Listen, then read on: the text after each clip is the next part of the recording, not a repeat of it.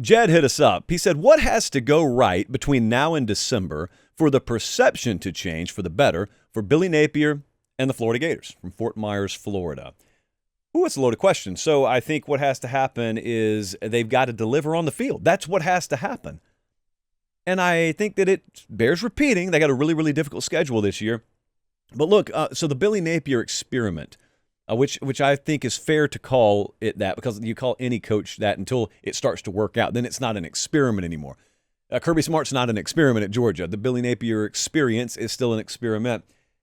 They just have to deliver on the field. I'm not putting a number on that. I'm not telling you they got to win 9 games or 8 games or 10 games. What I think they have to look like this year is a team that doesn't have the problems last year's team had. Last year's team, we were at the Utah game. Remember, we were out there in Salt Lake City when they opened the season.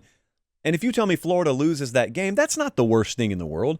But losing the game and being bad on special teams, losing the game and being heavily penalized, losing the game and looking totally discombobulated with certain in-game decisions, that's not Billy Napier. I was standing next to an NFL guy at that game on the sideline, and he said, "Can you believe this?" And I said, "What do you mean?" Because I think I know where you're going, but what do you mean? And he said, "Can you believe that a Napier-coached team looks this undisciplined?" That's what has to change.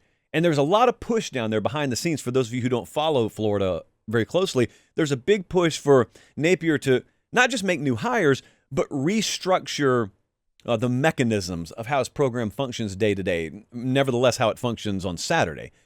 And you don't owe it, as a coach, you don't owe it to the public to lay out your entire game plan or anything like that, but it's been kind of wishy-washy right now about how they're going to go about all that. So I think what they have to look like this fall, even against an impossible-looking schedule, is they have to look improved intangibly. If you're intangibly improved, if you look more disciplined, if you're less penalized, if you just tighten up the operation, you'll squeak out a few close wins that are the difference between 5-7 and 8-4 or something like that.